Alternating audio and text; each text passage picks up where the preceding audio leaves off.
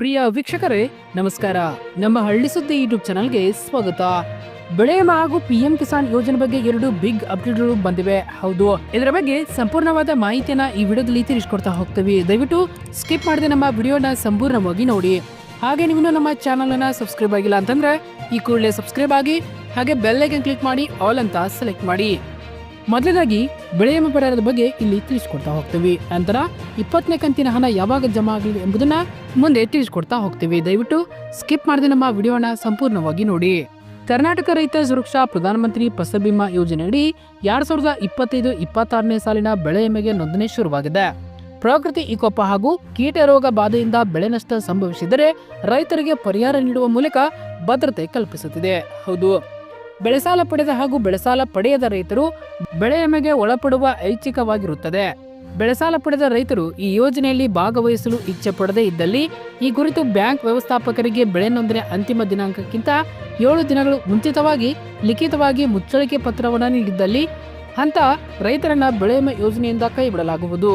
ಅಭಿಸೂಚಿಸಲಾದ ಬೆಳೆಗಳಿಗೆ ರೈತರು ತಮ್ಮ ಜಮೀನಿನ ಪಹಣಿ, ಬ್ಯಾಂಕ್ ಪಾಸ್ಬುಕ್ ಮತ್ತು ಆಧಾರ್ ಪ್ರತಿಗಳೊಂದಿಗೆ ಸಮೀಪದ ಬ್ಯಾಂಕ್ ಅಥವಾ ನಾಗರಿಕ ಸೇವಾ ಕೇಂದ್ರಗಳು ಅಥವಾ ಗ್ರಾಮೀಣ ಕೇಂದ್ರಗಳಲ್ಲಿ ನೋಂದಾಯಿಸಿಕೊಳ್ಳಬಹುದಾಗಿದೆ. ಮಳೆ ಅಭಾವದಿಂದ ವಿಮಾ ಘಟಕದಲ್ಲಿ 75%ಕ್ಕಿಂತ ಹೆಚ್ಚಿನ ಕ್ಷೇತ್ರದಲ್ಲಿ ಬಿತ್ತನೆ ವಿಫಲಗೊಂಡಲ್ಲಿ, ದೀರ್ಘಕಾಲದ ತೇವಾಂಶ ಕೊರತೆ, ತೀವ್ರ ಬರಗಾಲ, ಮುಳುಗಡೆ ಮುಂತಾದವುಗಳಿಂದ ಯಾವುದೇ ಅಧಿಸೂಚಿತ ವಿಮಾ ಘಟಕದಲ್ಲಿ ಬಿತ್ತನೆಯಾದ ನಂತರ ಕಟಾವಿಗೆ 15 ದಿನಗಳಿಗಿಂತ ಮೊದಲು ಬೆಳೆ ಹಾನಿಯಾಗಿದ್ದಲ್ಲಿ ಪರಿಹಾರ ಪಡೆದುಕೊಳ್ಳಬಹುದು. ಜೊತೆಗೆ ಬೆಳೆ ಕಟಾವಿನ ನಂತರ ಬೆಳೆಯನ್ನು ಜಮೀನಿನಲ್ಲಿ ಒಣಗಲು ಬಿಟ್ಟಂತ ಕಟಾವು ಮಾಡಿದ 2 ವಾರಗಳೊಂದಿಗೆ ಚಂಡಮಾರುತ ಸಹಿತ ಮಳೆ ಮತ್ತು ಅಕಾಲಿಕ ಮಳೆಯಿಂದಾಗಿ ಬೆಳೆ ನಾಶವಾದರೆ ಪರಿಹಾರ ಪಡೆಯಬಹುದಾಗಿದೆ. ಇನ್ನು ಪ್ರತಿ ಎಕರೆಗೆ ಎಷ್ಟು ಬೆಳೆ ವಿಮಾ ಹಣ ಜಮಾ ಆಗುತ್ತದೆ? ಹೌದು, 7 ಎಕರೆಗೆ 230 ಪಾವತಿಸಿದರೆ 11,500 ರೂಪಾಯಿ ಪರಿಹಾರ ದೊರೆಯಲಿದೆ. ಉದ್ದು 262 ರೂಪಾಯಿ ಪಾವತಿಸಿದರೆ 13,100 ರೂಪಾಯಿ ಸಿಗಲಿದೆ. ಇನ್ನು ಹೆಸರಿಗೆ 266 ರೂಪಾಯಿ ಪಾವತಿಸಿದರೆ 13,300 ರೂಪಾಯಿ ಸಿಗಲಿದೆ. ಅಲಸಂದಿಗೆ 240 ರೂಪಾಯಿ ಪಾವತಿಸಿದರೆ 12,000 ರೂಪಾಯಿ ಪರಿಹಾರ ದೊರೆಯಲಿದೆ. ವಿಮೆ ಪಾವತಿಸಲು ಜೂನ್ 30 ಕೊನೆಯ ದಿನಾಂಕವಾಗಿದೆ. ಹೌದು, ನೆಲಗಡಲೆ 436 ರೂಪಾಯಿ ಪಾವತಿಸಿದರೆ 21,800 ರೂಪಾಯಿ ಜಮಾ ಆಗಲಿದೆ. ಎಲೆಕೋಸಿಗೆ 604 ರೂಪಾಯಿ ಪಾವತಿಸಿದರೆ 30,200 ರೂಪಾಯಿ ಜಮಾ ಆಗಲಿದೆ. ಇನ್ನು ಟೊಮೆಟೊ ಬೆಳೆಗೆ 1132 ರೂಪಾಯಿ ಪಾವತಿಸಿದರೆ 30,200 ರೂಪಾಯಿ ಜಮಾ ಆಗಲಿದೆ. ಇನ್ನು ಜೋಳಕ್ಕೆ 306 ರೂಪಾಯಿ ಪಾವತಿಸಿದರೆ 56,600 ರೂಪಾಯಿ ಸಿಗಲಿದೆ. ವಿಮಾ ಪಾವತಿಸಲು ಜೂನ್ 15 ದಿನ ಕೊನೆಯ ದಿನವಾಗಿದೆ. ಹತ್ತಿಗೆ 398 ಹಾಗೂ 19,900 ರೂಪಾಯಿ ಜಮಾ ಆಗಲಿದೆ. ಮುಸುಕಿನ ಜೋಳ 425 ರೂಪಾಯಿ ಜಮಾ 425 ರೂಪಾಯಿ ಕಟ್ಟಿದರೆ 22,600 ರೂಪಾಯಿ ಸಿಗಲಿದೆ. ಇನ್ನು ತೊಗರಿ ಬೆಳೆಗೆ 384 ರೂಪಾಯಿ ಕಟ್ಟಿದರೆ 19,200 ರೂಪಾಯಿ ಜಮಾ ಆಗಲಿದೆ.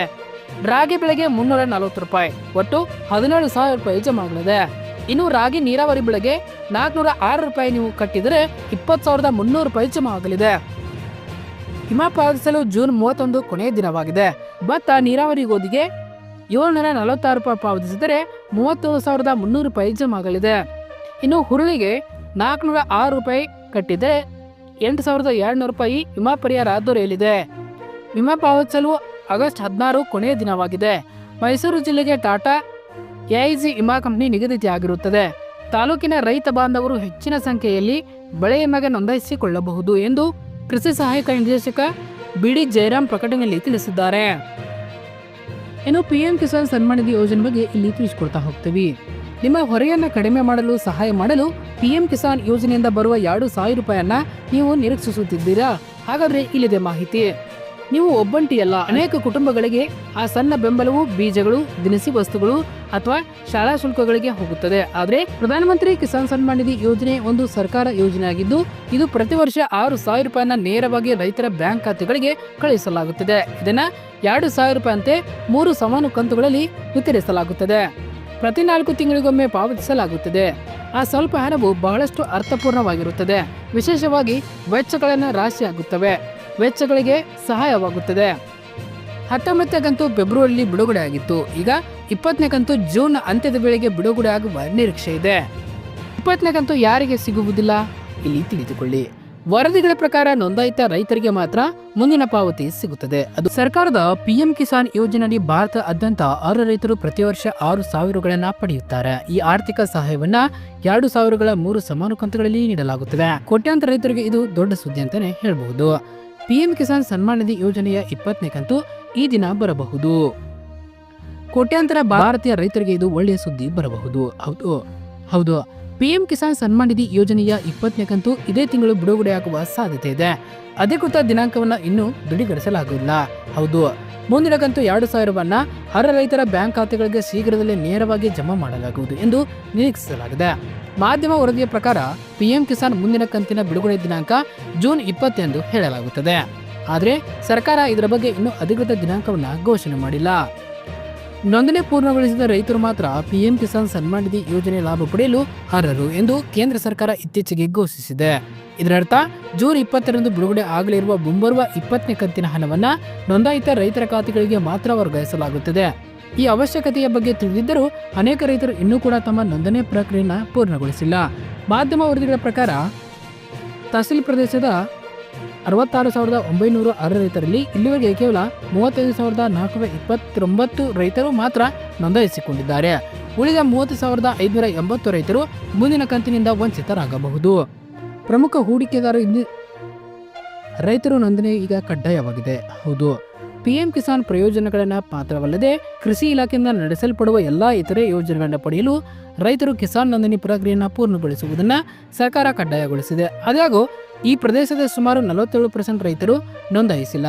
ರೈತರು ಕಿಸಾನ್ ನೋಂದಣಿಯ ಯುಪಿ ಮೊಬೈಲ್ ಅಪ್ಲಿಕೇಶನ್, ಅಧಿಕೃತ ಕಿಸಾನ್ ನೋಂದಣಿ ಪೋರ್ಟಲ್ ಅಥವಾ ಯಾವುದೇ ಜನಸೇವಾ ಕೇಂದ್ರಕ್ಕೆ ಭೇಟಿ ನೀಡುವ ಮೂಲಕ ನೋಂದಣಿ ಪ್ರಕ್ರಿಯೆಯನ್ನು ಪೂರ್ಣಗೊಳಿಸಬಹುದು. ನೋಂದಣಿಗಾಗಿ ರೈತರು ಕತೌನಿ ಗಾಟಾ ಸಂಖ್ಯೆ ಮತ್ತು ಆಧಾರ್ ಕಾರ್ಡ್ ವಿವರಗಳನ್ನ ಹೊಂದಿರಬೇಕು. ಈ ಪ್ರಕ್ರಿಯೆಯನ್ನು ಪಂಚಾಯತ್ ಸಹಾಯಕ, ಕೃಷಿ ತಾಂತ್ರಿಕ ಸಹಾಯಕ ಅಥವಾ ಕೃಷಿ ಇಲಾಖೆಗಳಿಗೆ ಸಂಪರ್ಕಿಸಬಹುದು. ಸರ್ಕಾರ ಪಿಎಂ ಕಿಸಾನ್ ಯೋಜನೆ ಭಾರತದಾದ್ಯಂತ ಅರ್ಹ ರೈತರಿಗೆ ಪ್ರತಿ ವರ್ಷ 6,000 ಪಡೆಯುತ್ತಾರೆ. ಈ ಆರ್ಥಿಕ ಸಹಾಯವನ್ನು 2,000 3 ಕಂತುಗಳಲ್ಲಿ ನೀಡಲಾಗುತ್ತದೆ. ಇದನ್ನ ಪ್ರತಿ 4 ತಿಂಗಳಿಗೊಮ್ಮೆ ಬಿಡುಗಡೆ ಮಾಡಲಾಗುತ್ತದೆ.